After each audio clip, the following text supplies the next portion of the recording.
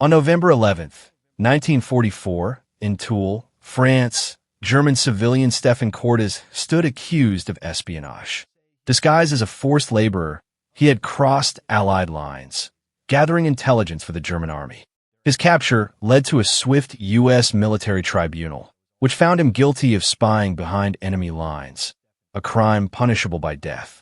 Testimony revealed that Cordis had provided details on troop movements and supply routes, endangering American lives. His defense, that he was coerced and merely following orders, failed to convince the judges. The verdict was clear: death by firing squad. At dawn, soldiers led him to a clearing. A priest whispered final prayers as Cordis was tied to a post. The order was given. A volley of rifles shattered the silence, and within seconds, Stefan Cordis collapsed lifeless. Michael Redwitz was an SS officer at Dachau, known for his brutality toward prisoners, beatings, torture, and executions. After the war, he was tried and found guilty of war crimes.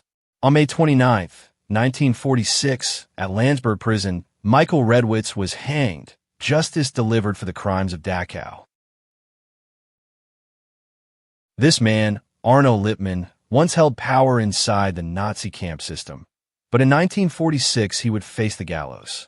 Born in 1890, Lipman rose through the SS ranks and by the war's end had become commandant of the Kaufering subcamps of Dachau.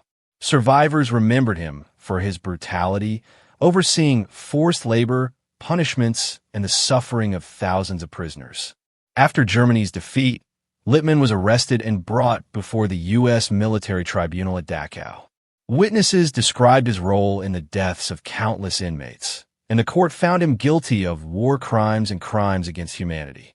On May 29, 1946, in the prison yard at Landsberg, Arnold Lipman was led to the gallows. Moments later, the rope ended the life of a man who had once ruled over camps of misery and death. But can the execution of one man ever measure up to the suffering of thousands? Arthur Greiser, Nazi Germany's Gauleiter of the Warthegau, was one of the most powerful men in occupied Poland. In his cell, he awaited judgment for policies that brought terror to millions. As the highest Nazi official in Western Poland, Greiser oversaw mass deportations, executions, and the persecution of Jews and Poles alike. His region became a testing ground for some of the regime's most brutal racial laws. At his trial in Poland after the war, witnesses described in detail the destruction he ordered and the suffering he inflicted. The evidence was overwhelming. The tribunal sentenced him to death for war crimes and crimes against humanity. Shortly after the verdict, cameras captured Greiser being led to a car that would take him to his final destination. Pale and silent, the man who once ruled over the Warthegau now faced the judgment of history. Dominicus Thomas was a Nazi collaborator who betrayed Jews, resistance members, and political opponents to the Gestapo, sending many to torture and death. After the war, he was captured and tried by an Allied tribunal. Witnesses testified how his denunciations destroyed countless lives, but Thomas claimed he was only following orders. The court found him guilty of war crimes, and on January 12, 1946, at Bruxelles prison, he was hanged. But can betrayal ever be justified by obedience? Dr. Fritz Hintermayer, SS officer and chief physician of the Dachau concentration camp, was executed by hanging at Landsberg prison on May 29, 1946. During the war, Hintermayer betrayed his medical oath. Evidence showed that he administered lethal injections to 2 pregnant women, assisted in the murder of 7 mentally ill prisoners, and participated in executions to ensure their death. His role made him not a healer, but a willing instrument of Nazi terror.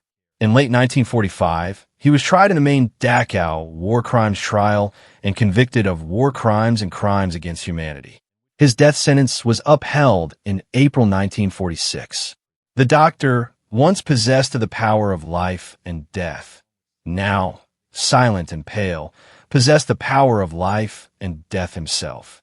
Moments later, the ropes tightened, and Fritz Hintermayer's life ended.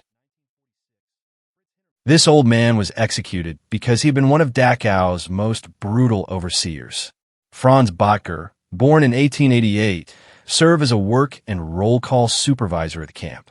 He directed prisoner labor details, oversaw transports, and was remembered by survivors for his relentless cruelty.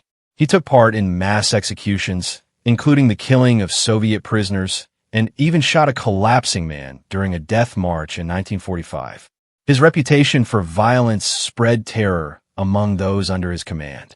After the war, he was captured and put on trial. The evidence against him was overwhelming, and he was convicted of war crimes and crimes against humanity. On May 29, 1946, Franz Bacher was led to the gallows at Landsberg prison. Moments later, the rope ended the life of one of Dachau's feared executioners. This man, Fritz Becker, was not an SS officer.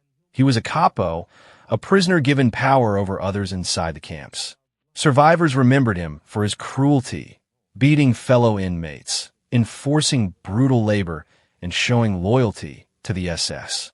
For many prisoners, capos like Becker were as feared as the guards themselves. After the war, Becker was captured, put on trial for war crimes, and sentenced to death. His execution ended the reign of a man who had once traded survival for brutality. On June 29, 1945, in the prison yard at Rheinbach, German civilian Matthias Jiren was led to the gallows. Just weeks earlier, in the town of Ahrweiler, the Allies held their very first war crimes trial against civilians in occupied Germany. Jiren stood accused of participating in the brutal killing of 2nd Lieutenant Lester E. Roos, a 21-year-old U.S. airman who had parachuted to safety after his bomber was shot down in August 1944. Eyewitnesses testified that local men surrounded Roos. One shot him, another beat him with a stick, and Jiren himself struck the lieutenant with a hammer. The violence left Roos dead in the field where he landed. At trial, Jiren and accomplice Peter Cohn were sentenced to death. Weeks later, before a silent audience, their sentences were carried out by hanging. It was a historic moment, the first Allied execution of civilians for war crimes. Johann Baptist Eichelsdorfer was the last commander of the Kaufering forced subcamp of Dachau. Survivors described his brutality, forced labor, starvation, and executions under his command. After the camp's liberation, a chilling photo showed him standing among the bodies of murdered prisoners. He was tried in the Dachau main trial, found guilty of war crimes, and sentenced to death. On May 29, 1946, Johann Baptist Eichelsdorfer was hanged at Landsberg prison. Joseph Hartgen, a German civilian, was executed in 1945 for his role in one of the most shocking crimes of the war, the Russelsheim massacre. On August 26, 1944, after an American bombing raid on Russelsheim, a group of captured U.S. airmen were marched through the streets. Enraged civilians, led by Hartgen, attacked them with stones, clubs, and hammers. 6 of the airmen were beaten to death in front of the crowd. When the war ended, Hartgen and several others were arrested and tried by a U.S. military tribunal. Witnesses identified him as one of the ringleaders, urging the mob to kill the prisoners. The court found him guilty of war crimes. On November 10, 1945, Joseph Hartgen was hanged at Bruxelles prison. His execution marked one of the earliest post-war punishments for civilian atrocities against Allied airmen.